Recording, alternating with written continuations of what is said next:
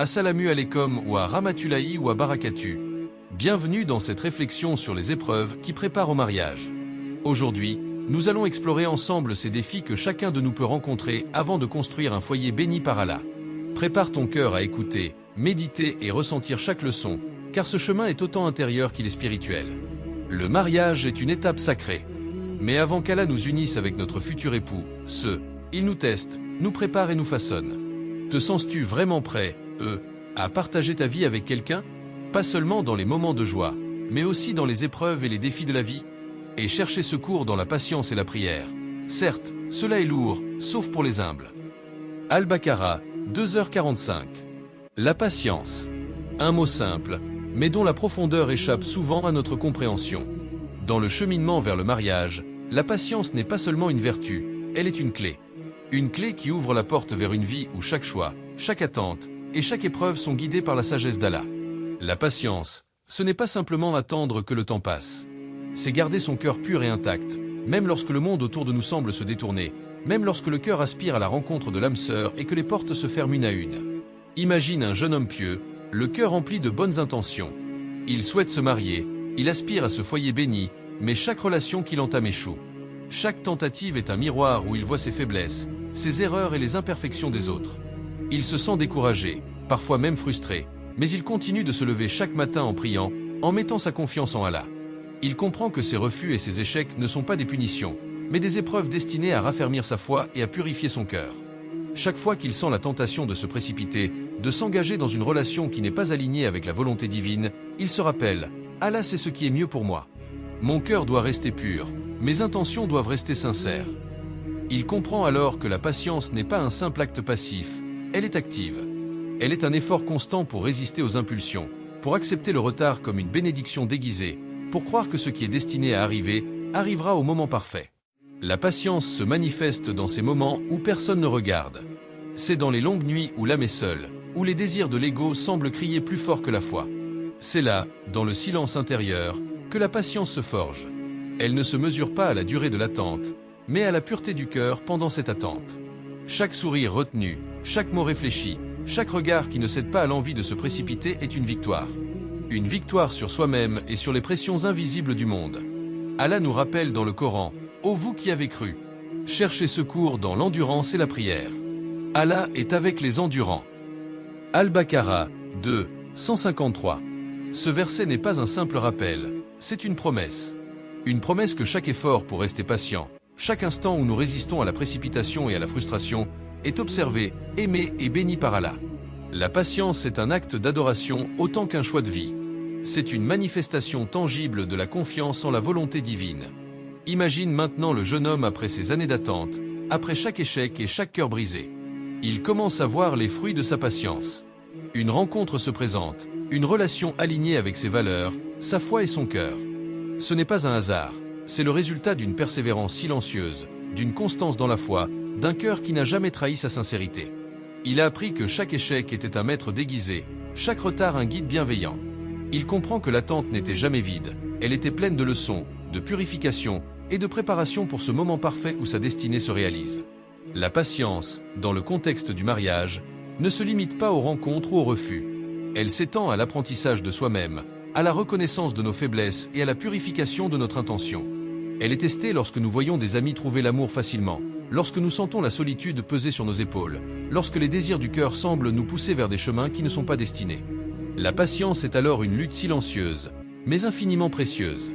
Pense un instant à ta propre vie. As-tu déjà été tenté de céder à la précipitation? De t'engager dans une relation simplement parce que le temps semblait s'écouler trop vite, ou parce que la solitude semblait insupportable? Et si tu avais pris un instant pour respirer, pour prier, pour remettre ta confiance entre les mains d'Allah, comment ton chemin aurait-il été différent? La patience exige de voir au-delà de l'instant présent. Elle exige de comprendre que le mariage n'est pas une course, mais un voyage spirituel. Un voyage où chaque épreuve, chaque rejet, chaque attente est un signe, un guide qui nous prépare à rencontrer la personne qui complétera notre foi et notre vie. Chaque moment d'attente est un test de foi, de constance et de pureté. Et chaque fois que nous réussissons, chaque fois que nous choisissons de ne pas céder à l'impatience, nous nous rapprochons un peu plus de la bénédiction d'Allah. Alors, toi qui lis ces lignes, pose-toi cette question. Es-tu capable d'attendre la volonté d'Allah sans te précipiter dans une relation qui pourrait te nuire ou éloigner ton cœur de lui? Car dans cette attente réside une force invisible, un amour silencieux, et une certitude que lorsque le moment sera venu, la personne que Allah a préparée pour toi apparaîtra dans ta vie au moment exact où ton cœur sera prêt. Et ce moment, aussi long qu'il puisse sembler, sera parfait parce qu'il aura été préparé par le plus sage des planificateurs. La foi et la droiture. La foi n'est pas seulement une lumière dans l'âme. Elle est le socle sur lequel se construisent nos choix, nos relations et notre destinée. Avant de s'engager dans le mariage, Allah nous met face à une question silencieuse mais essentielle. Sommes-nous prêts à placer Allah au centre de notre foyer? Sommes-nous capables de laisser sa guidance diriger nos cœurs et nos décisions? Imagine une jeune femme dont le cœur est pur et la foi solide. Elle rêve d'un mariage où l'amour et la spiritualité se mêlent, où la maison sera un lieu de paix, de respect et de miséricorde. Elle rencontre plusieurs prétendants, chacun promettant affection et sécurité. Mais très vite, elle réalise que leurs comportements trahissent des valeurs qu'elle chérit profondément. Honnêteté, respect des autres, constance dans la foi. Chaque rencontre qui semble échouer est en réalité un miroir tendu par Allah. Vois ce qui est véritablement important. Ne sacrifie pas la droiture pour l'instantanéité ou le confort superficiel. Chaque épreuve, chaque déception, est une invitation à réfléchir. Elle s'assoit parfois seule, les mains jointes en prière, et demande « Ô Allah, guide-moi vers celui qui élèvera mon cœur et ma foi, pas seulement mes désirs temporaires. Ne me laisse pas choisir ce qui brise la lumière en moi. » Cette constance dans la foi, cette capacité à résister aux tentations du cœur et aux pressions du monde, est un test bien plus profond que le simple fait d'attendre. C'est un test de vision, de discernement, et surtout, de fidélité à Allah. La foi et la droiture exigent une clarté intérieure que beaucoup n'atteignent pas facilement. Dans ce monde rempli de distractions, de promesses faciles et de tentations immédiates, choisir quelqu'un qui partage vos valeurs spirituelles peut sembler difficile, voire frustrant. Mais Allah nous rappelle, et parmi ces signes, il a créé de vous, pour vous, des épouses pour que vous trouviez tranquillité auprès d'elles, et il a mis entre vous affection et miséricorde. A.R. Rome, 30, 21. Chaque fois que nous rencontrons quelqu'un dont la foi est faible, dont les paroles ne sont pas en harmonie avec ses actes, chaque fois que le cœur nous pousse vers une relation qui pourrait éteindre la lumière de notre foi, nous sommes confrontés à ce choix, suivre nos désirs immédiats ou préserver notre alignement avec Allah. C'est un test subtil, parfois invisible, mais il révèle la profondeur de notre engagement envers le Créateur et notre capacité à bâtir un foyer spirituellement solide. Visualise maintenant le chemin de cette jeune femme. Elle persiste, malgré la solitude, malgré les moments où elle se demande si sa patience sera récompensée. Elle continue de prier, de méditer, de chercher la guidance d'Allah dans chaque décision. Elle apprend à observer les actions plus que les paroles, à lire les intentions derrière les comportements. Peu à peu, une transformation se produit en elle. Elle devient plus consciente, plus sage, et surtout plus alignée avec les principes divins. Son cœur n'est plus un simple moteur de désir, mais un baromètre de foi. Puis un jour, elle rencontre un homme dont la vision de la vie est alignée avec la sienne. Ses paroles, ses actions et sa constance dans la foi reflètent ce que la jeune femme recherchait depuis toujours. La rencontre ne semble pas fortuite. Elle est le fruit de chaque instant d'attente, de chaque prière, de chaque décision de ne pas se détourner de la droiture pour des plaisirs éphémères. Ici, le choix de placer Allah au centre de sa vie a façonné non seulement sa rencontre, mais la qualité de son futur foyer. La foi et la droiture ne concernent pas uniquement la compatibilité ou la moralité superficielle. Elles définissent notre capacité à s'élever spirituellement ensemble. Elles nous enseignent que l'amour véritable, celui qui dure et qui est béni, ne peut s'épanouir que dans un sol fertile de respect mutuel, de prières partagées et de valeurs alignées avec la guidance divine. Choisir quelqu'un uniquement pour le confort, l'apparence ou le moment présent est facile.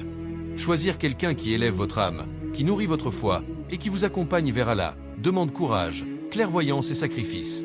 Pose-toi cette question, toi qui lis ces lignes. Peux-tu choisir quelqu'un qui t'élèvera spirituellement, même si cela demande de renoncer à des plaisirs immédiats? Peux-tu résister à l'attraction des chemins faciles pour te rapprocher de ce que Allah a véritablement prévu pour toi? Dans chaque prière, dans chaque silence, dans chaque décision d'attendre plutôt que de céder, la foi se renforce. Et cette foi n'est pas seulement pour toi-même, elle est le fondement de ton futur foyer. Elle devient la lumière qui guidera votre relation, la patience qui soutiendra les moments difficiles, et l'amour pur qui fleurira dans le respect et la miséricorde. Souviens-toi, la droiture ne consiste pas seulement à choisir le bon partenaire, mais à devenir toi-même une personne de droiture. La personne que tu rencontreras et qui est destinée à toi ne sera pas parfaite, mais si vous êtes tous deux engagés à mettre Allah au centre de votre vie, vos imperfections se transformeront en une opportunité de croissance spirituelle mutuelle. Ensemble, vous créerez un foyer où la foi ne sera pas seulement un concept, mais une réalité vécue chaque jour. Chaque prière silencieuse, Chaque moment où tu choisis de rester aligné avec tes valeurs te rapproche de cette rencontre. Chaque refus ou déception est un rappel que la vraie guidance ne vient pas de la précipitation, mais de la patience et de l'attente guidée par Allah. Et lorsque le moment arrive, la rencontre est douce, naturelle, et porte en elle une tranquillité que seuls ceux qui ont résisté à la précipitation peuvent reconnaître. La question qui demeure alors dans ton cœur: es-tu prêt, à attendre ce qui est juste, à rechercher la droiture dans chaque décision, et à placer Allah au centre de ton futur foyer, même si cela signifie renoncer à l'immédiateté et aux illusions du monde? La maîtrise de soi et des désirs. Le cœur humain est un champ de bataille silencieux.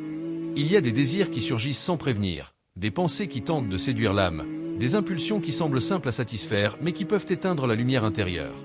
Le mariage, loin d'être seulement une union physique ou émotionnelle, est une école où Allah teste la capacité de chaque croyant à maîtriser ses désirs, à préserver sa pureté et à respecter les limites fixées par la guidance divine. Imagine un jeune homme, pieux et sincère, vivant dans une société où les tentations sont omniprésentes. Son cœur s'attire vers plusieurs personnes, mais il sait que céder à ses désirs sans discernement pourrait briser non seulement sa foi, mais aussi l'avenir de sa relation future. Chaque regard qui l'attire, chaque pensée qui tente de franchir les limites, devient une épreuve silencieuse. Une épreuve qu'il doit surmonter avec vigilance, patience et maîtrise de soi. Ce jeune homme se rappelle les paroles du Coran: et ceux qui préservent leur chasteté, sauf avec leurs épouses ou ceux que leur droite possède, car là vraiment ils ne sont pas blâmables. Al-Mu'minin 23, 5-6. Ces versets ne sont pas de simples règles abstraites, ils sont des boucliers, des repères pour guider l'âme dans les méandres des désirs humains. Chaque tentation qu'il surmonte devient une victoire intérieure. Chaque instant où il choisit de respecter les limites fixées par Allah, il se rapproche un peu plus de sa future épouse, de cette personne qui partagera les mêmes valeurs, la même discipline et la même foi. Ressens un instant ce que signifie résister à la tentation. C'est sentir l'envie frapper à la porte de ton esprit, rapide, insistante, séduisante. C'est sentir ton cœur battre un peu plus fort, ton esprit vaciller. Et pourtant, tu choisis de t'arrêter. Tu détournes ton regard, tu retiens tes paroles, tu éloignes ton cœur de ce qui pourrait nuire à ton âme. Cette lutte silencieuse, souvent invisible aux yeux des autres, forge un caractère solide.